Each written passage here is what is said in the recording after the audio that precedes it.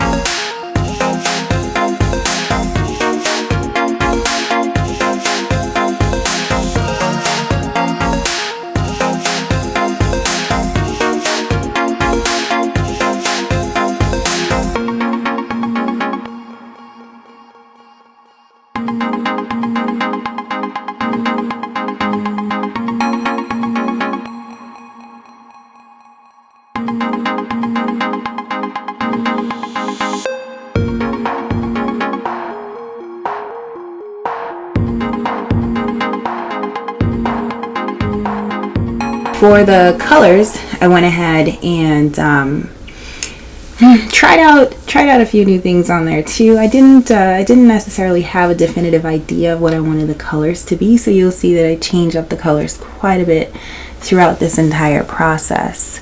I liked the initial colors, but I didn't think that they went well overall. And initially when I laid out the flats, I just went ahead and just laid out whatever colors were available. And that has more to do with, just getting something down and then figuring out later what I want to do for that. I knew the female character would be a frozen drink, so I wanted it to have a more tropical feel. And I chose 2 overall colors to keep it simple. I didn't want it to be too overpowering with everything else that was going on. So I thought maybe a strawberry daiquiri pina colada mix would be where I would start with that combination. I thought about Miami Vice, but frankly I just thought there were too many colors in there, so I nixed that idea.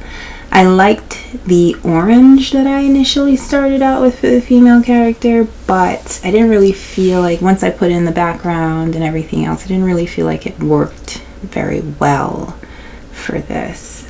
So I opted out of that one. The Jack and Coke, that was a struggle. That one worked my nerves, frankly, but only because I didn't use any reference. I really just didn't focus on the references. Like I looked at references and I was like, oh, okay, and then I thought in my mind I knew what the colors were, and I was wrong, and I didn't circle back because I was too stubborn, but whatever. He looked like coffee and tea for a very long time, and I just it was definitely a struggle. And towards the end I was just like, look, he's gonna have some kind of colors in here that's gonna fake like it's Jack and Coke. Also, I really wanted the Jack and Coke to be on ice, and I was looking forward to rendering ice, because I don't think I've done ice anywhere before at all, actually, now that I think about it. It's not something I normally do, so I was very much looking forward to rendering out the ice. And and so yeah, that's the overall color scheme for the Jack and Coke.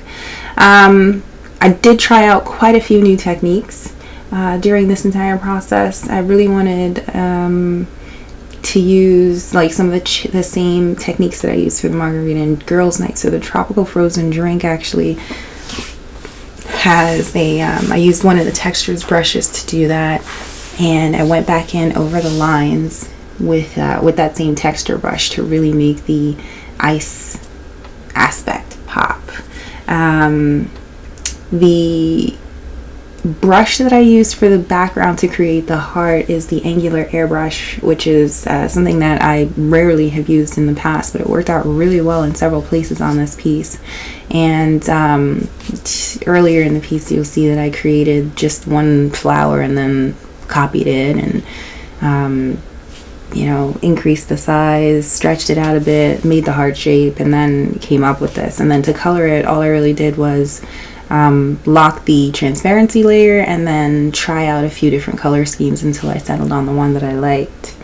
And yeah, so that was the first time that I used a technique like that on such a textured type background, so I really like that one.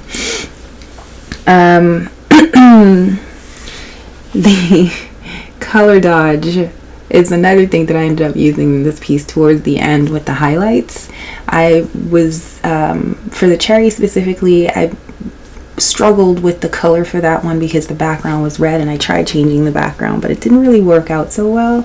So I opted to leave both the cherry and the heart in the background different shades of red, and then I used the color dodge to try and bring the cherry out some more so it didn't feel like it was fading into the background. So at the end of it, I was okay with it. I still think I might have tried to do something a little different to make it stand out a bit more from the background, but I liked the contrast of the red and the blue in that area, so I didn't really want to change it too much, and so I just let it ride. Basically, but I also used the color dodge on the sides of the glasses to highlight the the reflection of the glass, and on the ring. Initially, when I put in the background, I didn't intend for the ring to be haloed the way it is, but I just left it because it made sense. And then when I went back in to use the color dodge and to put in the full-on highlight, it worked out really well to use the angular brush to really make that pop a bit. So really like that. And the highlights.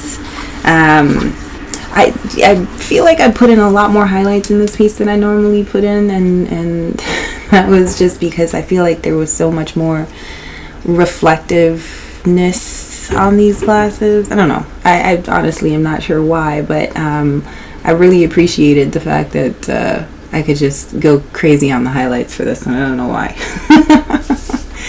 So overall, this piece was pretty challenging, but that's only because I struggled so much deciding on colors. Overall, the sketching phase, the inking phase, like that stuff wasn't a struggle, but the colors, just trying to get it right to look the way I had in my mind after I finally got an idea of what I wanted to do, that was a bit of a struggle. But ultimately, had a really good time working on this, and hope you guys enjoyed. If you do, please like, comment, and subscribe.